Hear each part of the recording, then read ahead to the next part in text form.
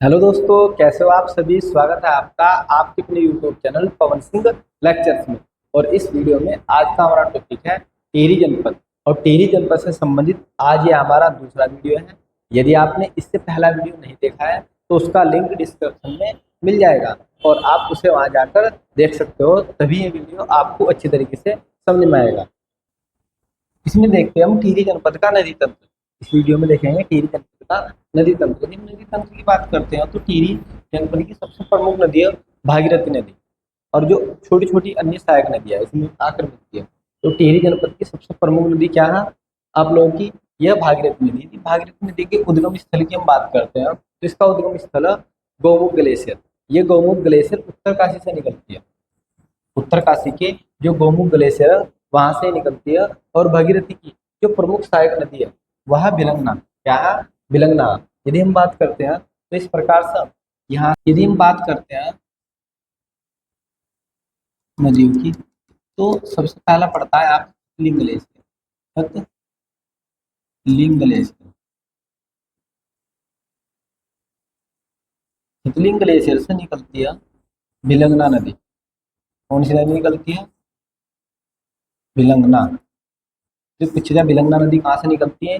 ये खतलिंग ग्लेशियर से निकलती है टिहरी से। और यहाँ से पास से निकलती है बाल गंगा नदी। बाल गंगा नदी। फिर इसके ऊपर से यहाँ से आती है जिसका नाम है धर्म गंगा। धर्म गंगा। और धर्म गंगा और बाल गंगा में जो संगम होता है बूढ़े बूढ़ा केदार। बूढ़ा केदार। बूढ़ा केदार के पास इन दोनों का संगम हो जाता है, धर्मगंगा और बाल गंगा। तो जो धर्मगंगा और बाल गंगा की सहायक नदी, क्योंकि ये बाल गंगा वहां से मिल जाती है और आगे से बाल गंगा चलती है। कौन चलती है? बाल गंगा। याद रखना आप लोगों को, बाल गंगा आगे बढ़ती है। तो धर्मगंगा बाल गंगा की सहायक नदी है जो बूढ़ा केदार के पास आकर धर्म बाल गंगा मिल जाती है और बाल गंगा आगे बढ़ती है। और घनसाली कहाँ मिलती है? घनसाली मार्ग बिलंगना से संगम कर लेती है। किससे संगम कर लेती है? बिलंगना से। तो याद रखना, बालगंगा और धर्मगंगा दोनों ही बिलंगना नदी की सहायक नदियां। किसकी है? बिलंगना। क्योंकि दोनों यहाँ किस मिली है? बिलंगना मिली है। बिलंगना नदी आगे बढ़ती है ऐसा करके। कौन सी नदी बढ़ती है? बिलंगना। यहाँ से आती है गौमुख से, गौमुख ग्लेशियर से। गौमुख ग्लेशियर से आती है भागीरथी। भागीरथी। तो भगीरथी आती है और ये यहाँ पे आती है। इसे बोलते हैं गणेश प्रयाग। गणेश प्रयाग। तो यहाँ पे क्या होता है? भागीरथी और बिलंगना। क्योंकि देखो यहाँ से भागीरथी आ रही है बिलंगना, तो भागीरथी और बिलंगना का संगम हो जाता है गणेश प्रयाग में। फिर गणेश प्रयाग में जब इनका संगम होता है तो गणेश प्रयाग से आगे चलती है भागीरथी। क्या चलती है? भागीरथी। फिर भागीरथी चलती है, पीछे से यहाँ से आती है सतोपन ताल से निकल कर आती है। सतोपन ताल से निकल कर आती है अलकनंदा। क्या निकल कर आती है? अलकनंदा। सतोपन ताल से अलकनंदा निकल कर आती है और भागीरथी और अलकनंदा का संगम देवप्रयाग में हो जाता है। कहाँ जाता है? देवप्रयाग। और देवप्रयाग को इंद्रप्रयाग भी बोला जाता है। तो याद रखना आप लोगों को, अलकनंदा और भागीरथी का संगम का होता है देवप्रयाग। और यहाँ पर जो अलकनंदा है सब बहु बोले जाता है और जो भागीरथी सब बोले जाता है सास। तो याद रखना आप लोगों को, सास बहू का संगम कहाँ होता है? देवप्रयाग में। सास बहू का संगम कहाँ होता है? देवप्रयाग में। और देवप्रयाग से आगे बढ़ती है गंगा के नाम से। कहाँ से बढ़ती है? गंगा के नाम से। तो देवप्रयाग के बाद ये दोनों ही नदी मिलकर गंगा का निर्माण करती है। पूछ रहा है गंगा का निर्माण कौन सी नदी करती है, तो भागीरथी और अलकनंदा मिलकर गंगा का निर्माण करती है यहाँ से। तो देवप्रयाग के बाद ये दोनों ही गंगा कहलाती है। तो ये नदी तंत्र, ये क्या है? नदी तंत्र। आप लोगों को अच्छी तरीके से इस प्रकार से ही डायग्राम को ड्रॉ कर लेना। अपनी जब आप नोट्स बनाओगे ये डायग्राम ऐसे ड्रॉ कर लेना जिससे आप लोगों को बिल्कुल भी मिस्टेक ना हो। आपको पता रहो अच्छी तरीके से कौन सी किसकी सहायक नदियाँ। फिर हम देखते हैं भागीरथी की प्रमुख सहायक नदी। मैंने बोला इसमें भिलंगना, भिलंगना जो नदी है वह खतीलिंग ग्लेशियर से निकलती है। मैंने बोला खतीलिंग ग्लेशियर से निकलती है और गणेश प्रयाग में, कहाँ पर, गणेश प्रयाग में भागीरथी से संगम करती है। जो भागीरथी है ये कहाँ पे, गणेश प्रयाग में संगम कर लेती है। और इसकी कुछ प्रमुख सहायक नदियाँ, इसकी भिलंगना की प्रमुख सहायक नदी है बालगंगा, एक तो यारी बालगंगा, और दूसरी क्या है, धर्मगंगा। तो बालगंगा, धर्मगंगा किसकी है, भिलंगना की सहायक नदियाँ। फिर आती है अलकनंदा। अलकनंदा नदी यह देवप्रयाग में भागीरथी से संगम करती है। यह आती है, ये देवप्रयाग में आकर भागीरथी से क्या कर लेती है, संगम कर लेती है। नेक्स्ट आता अलगाड़ नदी। यदि हम अलगाड़ नदी की बात करते हैं तो अलगाड़ नदी भी एग्जाम्स में कई बार पूछ लेगा, सीधा सीधा पूछा जाता है कि अलगाड़ नदी किसकी सहायक नदी है। तो very very most important, Algad नदी यमुना की सहायक नदी है। अलगाड़ नदी यमुना की सहायक नदी है। नेक्स्ट नदी हमारी चंद्रभागा नदी। चंद्रभागा नदी, ये दो नदियां पीछे से चल कर आती है। चंद्रभागा, यहाँ चंद्र और एक भागा, दोनों ही मिलकर चंद्रभागा का निर्माण करती है। इसका, चंद्रभागा नदी, दोनों मिलकर, दोनों छोटी छोटी नदी, चंद्र और भागा, दोनों मिलकर चंद्रभागा नदी का क्या करती है, निर्माण करती है। ऋषिकेश के त्रिवेणी घाट, ऋषिकेश के त्रिवेणी घाट के निकट गंगा नदी मिल जाती है। किसमें मिल जाती है, गंगा नदी में। तो यदि आपसे पूछा जाएगा चंद्रभागा किसकी सहायक नदी है, तो ये गंगा की सहायक नदी है। चंद्रभागा किसकी सहायक नदी है, गंगा की सहायक नदी है। Very very most important. Next हमारा प्रमुख परियोजना। प्रमुख परियोजना में आता है टिहरी बांध परियोजना। टिहरी बांध परियोजना की बात करते हैं तो ये दो नदियों के संगम पर स्थित है, भगीरथी और भिलंगना नदी। आप लोगों को सीधा सीधा क्वेश्चन पूछ रहा कि टिहरी बांध परियोजना किन दो नदियों के संगम पर स्थित है, तो भागीरथी और भिलंगना, भागीरथी और भिलंगना नदी के संगम पर ये स्थित है। और यदि हम टिहरी बांध की बात करते हैं, टिहरी बांध से एक क्वेश्चन एग्जाम्स में जरूर बनता है, ये वेरी मोस्ट इंपोर्टेंट टॉपिक है। जो टिहरी बांध परियोजना होती है, परियोजना, इसे स्वीकृति मिल जाती है। यही पूछा जाता है सबसे पहला कि जो टिहरी बांध परियोजना है कब स्वीकृति मिलती है, तो ये मिलती है 1972 में। इसे स्वीकृति दे दी जाती है, एक्सेप्ट करती है केंद्र सरकार, क्या देती है कि टिहरी बांध का निर्माण होगा 1972 में, इसे अनुमति दे दी जाती है। फिर कार्य प्रारंभ होता है, कार्य प्रारंभ हो जाता है। यदि कार्य प्रारंभ पूछा जाए तो कार्य प्रारंभ होता है 1978 में। कब होता है, 1978 में कार्य प्रारंभ हो जाता, लेकिन किसी कारणवश कार्य रोक दिया जाता, कार्य पूरा नहीं किया जाता और किसी कारण से विलम्ब हो जाता। इसीलिए टिहरी बांध निर्माण के लिए स्थापना की जाती है THDC। इसकी स्थापना होती है 1988 में। कब की जाती है, 1988 में। Full form Tehri hydro development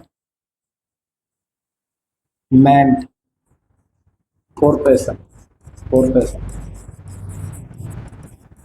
यदि पूछा जाए टिहरी हाइड्रो डेवलपमेंट कॉर्पोरेशन की स्थापना कब की गई, 1988 में इसकी स्थापना की जाती है। बहुत पूछा जाता है कि THDC की स्थापना कब हुई, 1988 में इसकी स्थापना होती है। और टिहरी बांध निर्माण का कार्यभार 1989 में सौंप दिया जाता। तो जो काम मिलता 88 में स्थापना होती है टिहरी बांध निर्माण करने के लिए इसकी, और टिहरी बांध का जो कार्यभार होता 1989 ईस्वी में से सौंप दिया जाता है कि टिहरी का निर्माण करना, टिहरी बांध का।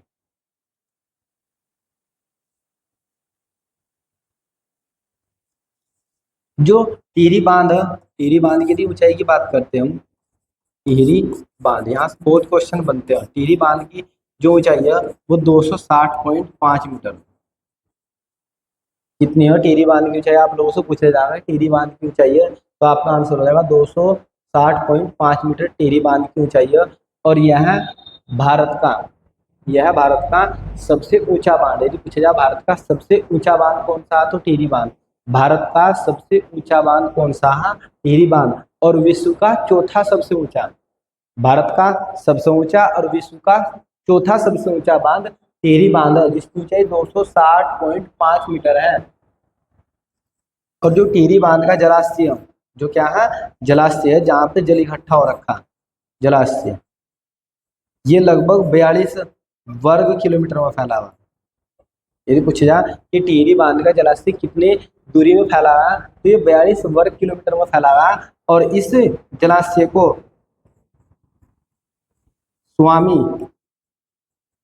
स्वामी राम तीर्थ सागर के नाम से जाना जाता है। सागर के नाम से जाना जाता है। यहाँ से बहुत क्वेश्चन बनते रहे, क्वेश्चन भी बहुत बार बन चुका है कि जो टिहरी बांध का जलाशय है उसे किस नाम से जाना जाता है। तो टिहरी बांध के जो जलाशय है उस स्वामी राम तीर्थ सागर के नाम से जाना जाता है। स्वामी राम तीर्थ सागर के नाम से जाना जाता है। और जो टिहरी बांध परियोजना थी स्टार्टिंग में ये 600 मेगावाट की परियोजना थी। जब इसकी नींव रखी गई तो 600 मेगावाट की परियोजना बनाई गई। बाद में लेकिन यदि हम वर्तमान में बात करते हैं तो वर्तमान में ये लगभग 2400 मेगावाट की परियोजना। कितनी मेगावाट की परियोजना? 2400 मेगावाट की परियोजना जब प्रारंभ की गई थी तो 600 मेगावाट की परियोजना के नाम से प्रारंभ की गई थी, लेकिन वर्तमान में 2400 मेगावाट की परियोजना। और 2006 में इसका प्रथम चरण शुरू किया जाता है। प्रथम चरण शुरू होता है 1000 मेगावाट का। तो ध्यान रखना, इसका प्रथम चरण 1000 मेगावाट का स्टार्टिंग किया जाता है। और जो ये चरण शुरू होता है इसमें जो 12% बिजली होती है वो उत्तराखंड को बिल्कुल फ्री मिलेगी रॉयल्टी के रूप में। यानी कि इसका जो 1000 मेगावाट बिजली उत्पादन हो रहा है इसमें से हम जो 12% बिजली होगी वो रॉयल्टी के रूप में उत्तराखंड उसे यूज कर सकता है और उसका कोई भी चार्ज नहीं देना होगा। तो कितने परसेंट बिजली यूज कर सकते हैं? 12%। और 2005 में इसका कार्य पूरा हो जाता है। टिहरी बांध का निर्माण 2005 में कंप्लीट हो जाता है। इसलिए कहा जाता है कि जो टिहरी है, जो पुराना टिहरी है उसका विलय टिहरी बांध में हो जाता है 2005 में। 2005 में पूरा का पूरा जो टिहरी है उसका क्या हो जाता है? विलय हो जाता है टिहरी बांध में। तो यहाँ से सारे फैक्ट आप लोगों से पूछे जाएंगे, वेरी मोस्ट इंपोर्टेंट फैक्ट सारे के सारे। फिर आता है कोटेश्वर बांध परियोजना। यदि हम कोटेश्वर बांध परियोजना की बात करते हैं तो ये भागीरथी नदी के तट पर स्थित है और ये 400 मेगावाट की परियोजना है आप लोग की। 400 मेगावाट सीधा सीधा पूछ जाएगा कि कोटेश्वर बांध परियोजना किस नदी के तट पर स्थित है, तो आपका आंसर हो जाएगा भागीरथी नदी के तट पर स्थित है। ये 400 मेगावाट की परियोजना। फिर आता है कोटाली भेल परियोजना। कोटाली भेल परियोजना गंगा नदी पर, किस पर? गंगा नदी पर कोटाली भेल परियोजना वेरी वेरी मोस्ट इंपोर्टेंट। सीधा पूछा जाएगा कोटाली भेल परियोजना किस नदी के तट पर स्थित है, तो गंगा नदी पर बनी और ये लगभग 100 मेगावाट की परियोजना। 100 मेगावाट। कितने मेगावाट की परियोजना? ये 100 मेगावाट की परियोजना। फिर आता झालाकोट या झालाकोटी परियोजना, यह धर्मगंगा नदी पर। झालाकोट परियोजना धर्मगंगा नदी पर स्थित है। फिर भिलंगना बांध परियोजना भिलंगना नदी पर। किस पर? भिलंगना नदी पर। तो टिहरी जनपद की प्रमुख परियोजना और यहाँ से क्वेश्चन बनते हैं, तो आप लोग को अच्छी तरीके से फैक्ट याद रखें। नेक्स्ट हमारा टिहरी जनपद के प्रमुख ताल। यदि ताल की बात करते हैं तो सबसे पहला आता है सहस्त्र ताल। यह ताल खतलिंग ग्लेशियर के पश्चिम में स्थित है। एक बार फिर से, सहस्त्र ताल या खतलिंग ग्लेशियर के पश्चिम में स्थित है। यदि हम इस ताल की बात करते हैं, इस ताल की एक विशेषता, यह गढ़वाल क्षेत्र का सबसे बड़ा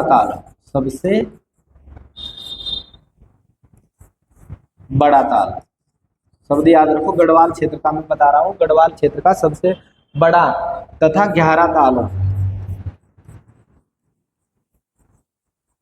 यदि आपसे पूछे जाए वेरी वेरी मोस्ट इंपोर्टेंट, यहाँ से ये क्वेश्चन आगामी परीक्षा में बढ़ेगा। आप लोगों से पूछे जाए गढ़वाल क्षेत्र का सबसे बड़ा और गहरा ताल कौन सा है, तो आपका आंसर होगा सहस्त्र ताल। गढ़वाल क्षेत्र का सबसे बड़ा तथा सबसे गहरा ताल सहस्त्र ताल। नेक्स्ट हमारा मासर ताल। इस ताल को मेंसुर ताल भी कहा जाता है। नेक्स्ट आता है वासुकी ताल। जो वासुकी ताल है यह लाल पानी वाला ताल। आप लोगों से पूछा जा रहा है ऐसा कौन सा ताल है जिसका जो पानी लाल है, तो ये लाल पानी वाला ताल है वासुकी ताल। और इसमें नीले कमल के लिए प्रसिद्ध है। नीले कमल के लिए प्रसिद्ध है। तो यदि पूछा जाए कि कौन सा ऐसा ताल है जो नीले कमल के लिए प्रसिद्ध है, कौन सा ऐसा ताल है जो नीले कमल के लिए प्रसिद्ध है, वो वासुकी ताल। इसमें नीले कमल खिलते हैं बहुत अधिक संख्या में, बहुत अच्छे लगते हैं, तो इसलिए से नीले कमल के लिए बोला जाता है कि नीले कमल के लिए प्रसिद्ध है। फिर आता है महासर ताल। यदि महासर ताल की बात करते हैं, ये भाई बहन ताल। तो आप लोगों से दय पूछ लिया किस ताल को भाई बहन ताल के नाम से जाना जाता है, किस ताल को भाई बहन ताल के नाम से जाना जाता है, बहुत बार एग्जाम से बन चुका है, तो ये हो जाएगा महासर ताल। फिर आता है अप्सरा ताल। अप्सरा ताल यह बूढ़े केदार, ये थोड़ा टाइपिंग मिस्टेक है, बूढ़े केदार के पास स्थित है और इसे अछारी ताल भी कहते हैं। क्या कहते हैं? अछारी ताल। फिर आता है यमताल। ये हमेशा बर्फ से ढका रहता है। यदि यमताल की बात करते हैं तो ये बर्फ से ढका रहता है, इसके आसपास में बहुत ज्यादा खाई है और ये ऐसा माना जाता है कि यदि इस ताल पर आप घूमने के लिए गए और यदि आपका पैर फिसल जाता है ना, तो आप भगवान को प्यारे हो जाओगे, इनकी सीधी कहानी खत्म है। इसलिए इस ताल को ना, ये बहुत ही ज्यादा कठिन ताल है, यदि इसको घूमने के लिए जाओगे तो कभी भी पैर फिसल सकता है, छोटे छोटे रास्ते है, इसलिए सर यमताल बोलेगा कि सीधे यम के पास जाओगे। और यदि यम की छुट्टी है तो आप बच जाओगे, यदि छुट्टी नहीं है तो सीधा यम के पास। फिर आपको देखने को मिला यम है हम। फिर आता प्रमुख कुंड। इसके प्रमुख कुंड विशिष्ट कुंड, ये ऋषिकेश में पड़ता है। विशिष्ट कुंड कहाँ पड़ता है? ऋषिकेश में पड़ता है। बेताल देवप्रयाग में पड़ता है। सूर्य कुंड देवप्रयाग में पड़ता है। नेक्स्ट ताल देखते हैं। नेक्स्ट आता हमारा ब्रह्मकुंड। जो ब्रह्मकुंड ये देवप्रयाग में पड़ता है। भास्कर कुंड ये भी देवप्रयाग में पड़ता है। थोड़ी ही टाइप मिस्टेक है देवप्रयाग, या तो आपको देवप्रयाग मिलेगा या टिहरी मिलेगा। क्या मिलेगा? टिहरी। तो दोनों ही ऑप्शन आप लोग देख लेंगे। भास्कर कुंड देवप्रयाग टिहरी, शिव कुंड देवप्रयाग टिहरी, और यह नागकुंड देवप्रयाग टिहरी में स्थित है। फिर आती है प्रमुख गुफाएं। टिहरी जनपद की प्रमुख गुफाएं।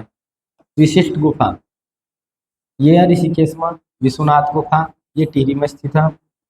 गर्भजोन गुफा टिहरी में स्थित है। शंकर गुफा देवप्रयाग में स्थित है। फिर वामान गुफा ये देवप्रयाग में स्थित है। टिहरी जनपद का सबसे प्रमुख ग्लेशियर है खतलिंग ग्लेशियर। यही पूछा जाता है कि खतलिंग ग्लेशियर कहाँ स्थित है, तो टिहरी जनपद में। खतलिंग ग्लेशियर कहाँ स्थित है? टिहरी जनपद में। खतलिंग ग्लेशियर से ही भिलंगना नदी का उद्गम होता है, यानी कि निकलती है। फिर 28 जनपद का में एक केम्प्टी फॉल वाटरफॉल है, जिसका नाम है केम्प्टी फॉल। ये मसूरी से 15 किलोमीटर दूर टिहरी जनपद में स्थित है। मसूरी से कितनी दूर है? 15 किलोमीटर दूर। या तो आप लोगों से पूछ जाएगा कि केम्प्टी फॉल कहाँ स्थित है, तो आपका आंसर हो जाएगा मसूरी। यदि मसूरी नहीं मिला तो आपका आंसर हो जाएगा टिहरी। फिर आते हैं इसके प्रमुख बुग्याल। क्या आते हैं? बुग्याल। यदि बुग्याल की बात करते हैं तो पहला बुग्याल है मासर ताल बुग्याल, फिर जुराई बुग्याल, फिर खतलिंग बुग्याल, फिर खरसोली बुग्याल, अप्सरा बुग्याल और पावली काठा बुग्याल। पावली काठा बुग्याल वेरी वेरी मोस्ट इंपोर्टेंट। ये जो बुग्याल है ये आप लोगों का एग्जाम्स में बना हुआ, जल्दी बना हुआ। इसके बारे में एक विशेष बात है, क्योंकि जो पावली काठा बुग्याल है ये उत्तरकाशी प्लस टिहरी जनपद में स्थित है। तो आप लोगों से पूछ जाएगा कि कौन सा बुग्याल उत्तरकाशी और टिहरी जनपद में स्थित है। कौन सा बुग्याल टिहरी और उत्तरकाशी में स्थित है? तो पावली काठा बुग्याल टिहरी और उत्तरकाशी में स्थित है। फिर आते हैं इसके प्रमुख संस्थान की बात करते हैं तो हिमालय नक्षत्र वेधशाला देवप्रयाग में स्थित है। आप लोगों से पूछा जाएगा हिमालय नक्षत्र वेधशाला कहाँ स्थित है, तो टिहरी के देवप्रयाग में। इसकी स्थापना 1946 में की गई। Very very most important. Himalaya नक्षत्र वेधशाला की स्थापना कब की गई? 1946। हिमालय नक्षत्र वेधशाला की स्थापना कब की गई? ये क्वेश्चन कई बार बन चुका है। तो कब की गई? 1946 में की गई। किसके द्वारा? चक्रधर जोशी के द्वारा। किसके द्वारा की जाती है? चक्रधर जोशी। तो आपको सन याद रखना कब स्थापना की गई? 1946 में। नेक्स्ट सोमेर नाट्य क्लब। सोमेर नाट्य क्लब कहाँ स्थित है? तो ये टिहरी में स्थित है आप लोगों का। इसकी स्थापना 1917 में की जाती है। सोमेर नाट्य क्लब की स्थापना कहाँ की गई है? टिहरी में की गई है, और ये 1917 में की गई भवानी दत्त उनियाल द्वारा। इसके द्वारा की गई है? भवानी दत्त उनियाल द्वारा इसकी स्थापना की गई है। नेक्स्ट हमारा Rajiv Gandhi adventure academy. Rajiv Gandhi adventure अकादमी कहाँ पर स्थित है, ऐसा क्वेश्चन बनेगा तो आपका आंसर हो जाएगा टिहरी में। ये कहाँ पे स्थित है, टिहरी में स्थित है। वेरी वेरी मोस्ट इंपोर्टेंट, यहाँ से क्वेश्चन बहुत बनता है। राज्य पुलिस प्रशिक्षण अकादमी, राज्य पुलिस प्रशिक्षण अकादमी ये टिहरी के नरेंद्र नगर में स्थित है।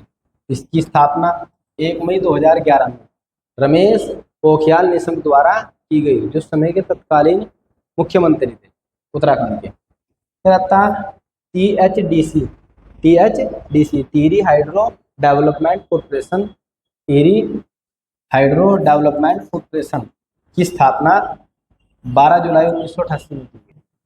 टिहरी जनपद के प्रमुख व्यक्ति और पहला आप लोग का इंद्रमणि बडोनी। इंद्रमणि बडोनी के बारे में जानते होंगे, यह उत्तराखंड का गांधी कहलाता।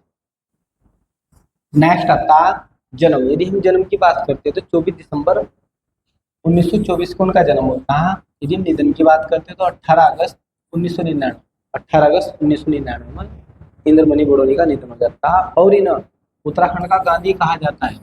उत्तराखंड का गांधी क्यों कहा जाता है, क्योंकि जो राष्ट्रपिता महात्मा गांधी थे वे सत्याग्रह करते यानी कि अनशन पर बैठ जाते, और जो इंद्रमणि बडोनी इन्होंने पहली बार उत्तराखंड में अनशन किया, अनशन पर बैठे, और इसलिए ना उत्तराखंड का गांधी कहते हैं। नेक्स्ट है इंद्रमणि बडोनी। जो इंद्रमणि बडोनी है वे केदार नृत्य के एक कुशल नर्तक थे। यहाँ से एक क्वेश्चन बनेगा वेरी वेरी मोस्ट इम्पोर्टेंट। तो क्वेश्चन तो बहुत बार बन लिया कि उत्तराखंड का गांधी किसे कहते हैं, तो बच्चे के याद है। हम क्वेश्चन बनाएंगे कि कौन सा ऐसा व्यक्ति है जो केदार नृत्य का एक कुशल नर्तक था, तो आपका आंसर हो जाएगा इंद्रमणि बडोनी। क्या हो जाएगा, इंद्रमणि बडोनी। ये क्या करते हैं 1956 में एक झांकी आयोजित होती है दिल्ली में। कहाँ, दिल्ली में आयोजित होती है, और पंडित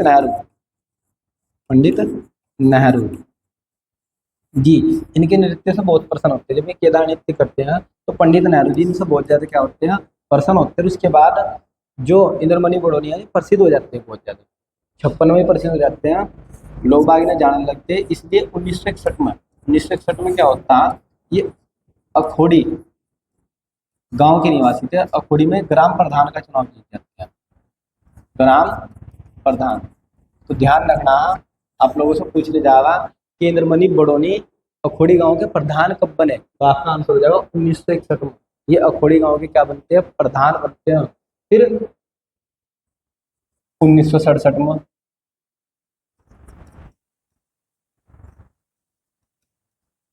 मीराबेन के कहने पर ये लोक सेवा में लगते हैं, लोक सेवा में लग जाते हैं। और 1967 में देवप्रयाग से विधायक का चुनाव जीत जाते हैं। तो याद रखना, विधायक क्या का चुनाव जीत जाते हैं, विधायक का चुनाव। यदि आपसे पूछा जाए इंद्रमणि बडोनी विधायक का चुनाव कब जीतते, 1967 में जीतते। कहाँ से जीतते, देवप्रयाग से। 1967 में ये देवप्रयाग से विधायक का क्या जीत जाते हैं, चुनाव भी जीत जाते हैं।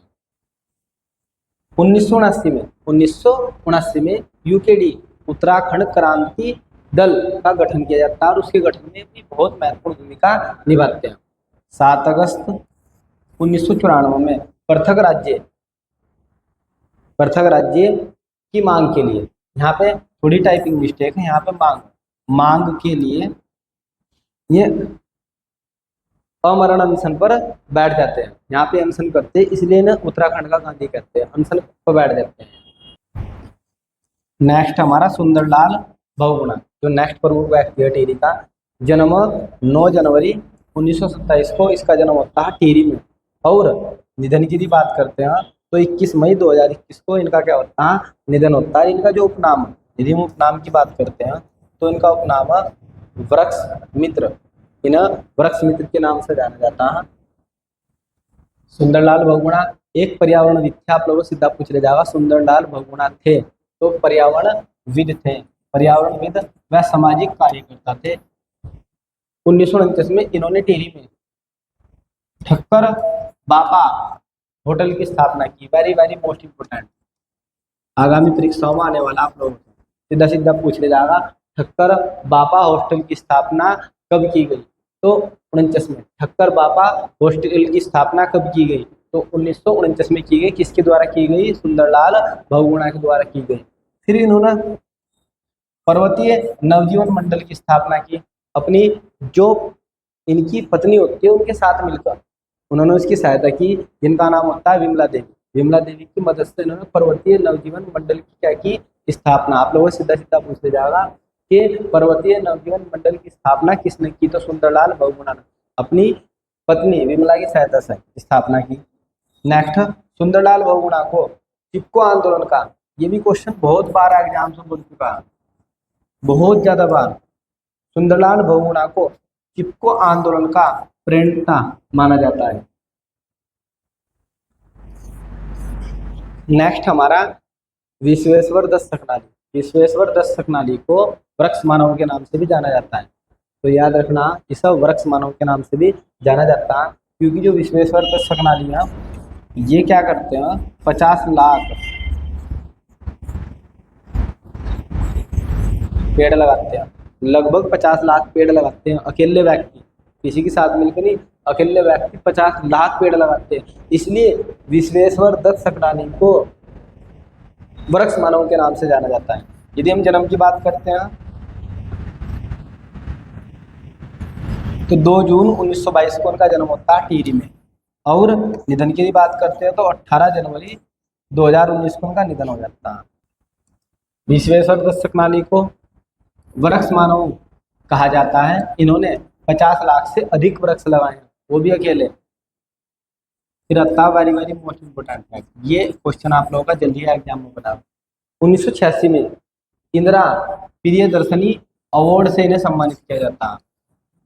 इंदिरा प्रियदर्शनी अवार्ड से इन्हें सम्मानित किया जाता है। आप लोगों से सीधा सीधा पूछ लिया जाएगा कि जो विश्वेश्वर दत्त सकनाली है उस इंदिरा प्रियदर्शनी अवार्ड से कब सम्मानित किया गया, कब सम्मानित किया गया, तो 1986 में। कब सम्मानित किया गया, 1986 में। फिर आता है जसपाल राणा। कौन आता है, जसपाल राणा। इसे गोल्डन बॉय बोलते हैं। क्या बोलते हैं, गोल्डन बॉय। तो आप लोगों से पूछ लिया जाएगा किसे गोल्डन बॉय के नाम से जाना जाता है, तो जसपाल राणा को गोल्डन बॉय के नाम से जाना जाता है, क्योंकि जो कॉमनवेल्थ गेम होते हैं 1995 में जो कॉमनवेल्थ गेम होते हैं उसमें शूटिंग में 8 स्वर्ण पदक जीतते हैं। कितने, 8 स्वर्ण पदक ये जीतते हैं, इसलिए ना गोल्डन बॉय के नाम से जाना जाता है। इनका जो जन्म 28 जून 1976 को हुआ चिमालू गांव में, टिहरी में होता है। जसपाल राणा 1995 में कॉमनवेल्थ गेम्स की शूटिंग चैंपियनशिप में, शूटिंग यानी कि गोली चलाना, इसमें निशानेबाजी होती है, शूट किया जाता है, 8 स्वर्ण पदक जीत कर रिकॉर्ड बनाते हैं, इसीलिए ना गोल्डन बॉय कहते हैं। 1994 में इन्हें अर्जुन पुरस्कार दिया जाता है, और 2002 में इन्हें पद्मश्री पुरस्कार दिया जाता है। 2013 में देवभूमि उत्तराखंड खेल रत्न अवार्ड से सम्मानित किया जाता है। वेरी वेरी मोस्ट इम्पोर्टेंट, सबसे ज्यादा जो अवार्ड पूछा जाता है यही पूछा जाता है। जसपाल राणा से बहुत बार एग्जाम से बन चुका है कि देवभूमि उत्तराखंड खेल रत्न अवार्ड से कब सम्मानित किया गया जसपाल राणा को, तो आपका आंसर हो जाएगा 2013।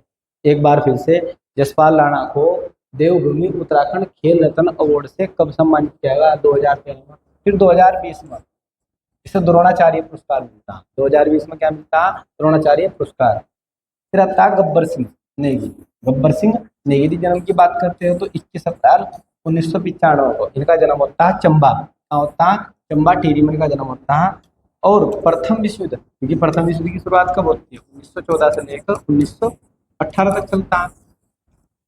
प्रथम विश्व युद्ध के समय 1915 में चंबा के गब्बर सिंह नेगी को विक्टोरिया क्रॉस से सम्मानित किया जाता है। तो यदि पूछ जाए नहीं विक्टोरिया क्रॉस से सम्मानित कब किया गया, तो 1915 में। तो ये पूछ लिया जाएगा ये कौन सी के थे, तो 39वीं गढ़वाल राइफल की दूसरी बटालियन के राइफलमैन थे। नेक्स्ट आता लीलाधर जगुड़ी। नेक्स्ट क्या हमारा, लीलाधर जगुड़ी। यदि हम जन्म की बात करते हैं तो उनका जन्म 1944 में होता है टिहरी में, कहाँ होता है, टिहरी में होता है। और 1997 में लीलाधर को उनकी रचना अनुभव के आकाश में चांद, अनुभव के आकाश में चांद के लिए साहित्य अकादमी पुरस्कार दिया जाता रहता 2018 में। 2018 में रचना करते हैं जितने लोग उतना प्रेम, जितने लोग उतना प्रेम। और इस रचना के लिए ना 28वां व्यास सम्मान, 28वां व्यास सम्मान दिया जाता है। तो यदि आपसे पूछा कि लीलाधर जगुड़ी को 28वां व्यास सम्मान कब दिया गया, 2018 में, किस रचना के लिए, जितने लोग उतने प्रेम के लिए दिया गया। लीलाधर जगुड़ी की कुछ अन्य रचनाएं हैं, बची हुई पृथ्वी है, घबराए हुए शब्द, रात अभी मौजूद है, या 5 बेटे आदि। ये सी रचनाएं आप लोगों से पूछ लिया जाएगा कि कौन सी रचनाएं निम्नलिखित में से लीलाधर की नहीं है। तो आप लोगों को याद रखनी है, बची हुई पृथ्वी, घबराए हुए शब्द, रात अभी मौजूद है, 5 बेटे आदि इसकी रचना है। नेक्स्ट प्रमुख व्यक्ति आता है हरिकर्षण रथुड़ी। हरिकर्षण रथुड़ी, यदि हम हरिकर्षण रथुड़ी की बात करते हैं तो इनका जो जन्म है वो 1816 में टिहरी में होता है। 1816 में कहा हुआ टिहरी में हुआ। और यदि हम निधन की बात करते हैं तो 20 मई 1993 में इनका क्या रहता है, निधन हो जाता है। क्या रहता है, निधन। और 1908 तक ये टिहरी राजा के, जो टिहरी राजा कीर्ति शाह था, टिहरी राजा कीर्ति शाह के वजीर या प्रधानमंत्री रहते हैं। तो आप लोगों से सीधा ही पूछ लिया जाएगा कि हरिकर्षण रथुड़ी, हरिकर्षण रथुड़ी किसके प्रधानमंत्री रहते हैं, तो किसके प्रधानमंत्री रहते हैं, कीर्ति शाह के। और उसके बाद में 1908 के बाद ये नरेंद्र शाह के, जो नरेंद्र शाह होता है उसके सलाहकार रहते हैं। नरेंद्र शाह क्या बनते हैं, सलाहकार। तो आप लोगों से पूछा जाएगा किसके सलाहकार है, तो नरेंद्र शाह की भी पूछा जाए किसके प्रधानमंत्री रहते हैं, तो कीर्ति शाह के वजीर रहते हैं, प्रधानमंत्री रहते हैं। हरिकर्षण रथुड़ी ने 1910 में गढ़वाल का इतिहास पुस्तक लिखी है। यदि पूछा जाए गढ़वाल का इतिहास किसकी रचना है, तो हरिकर्षण रथुड़ी। गढ़वाल का इतिहास किसकी रचना है, हरिकर्षण रथुड़ी। कब रचना करी, 1910 में। वेरी वेरी मोस्ट इंपोर्टेंट, ये पूछा जाता है प्रकाशित कब हुई है पुस्तक, यानी कि गढ़वाल का जो इतिहास रचना की है कब प्रकाशित होती है, तो 1928 में प्रकाशित होती है। कब होती है, 1928 में। इस वीडियो में इतना ही। जैसे नेक्स्ट वीडियो होगी उसमें हम टिहरी जनपद के मोस्ट इंपोर्टेंट जो MCQ होंगे वे डिस्कस करेंगे। वह वीडियो आपको जरूर देखना है। यदि आपको हमारा यह वीडियो पसंद आया हो तो आप हमारे YouTube channel Pawan Singh lectures को जरूर सब्सक्राइब करें, लाइक करें, कमेंट करें और शेयर करें। Thanks for watching this video.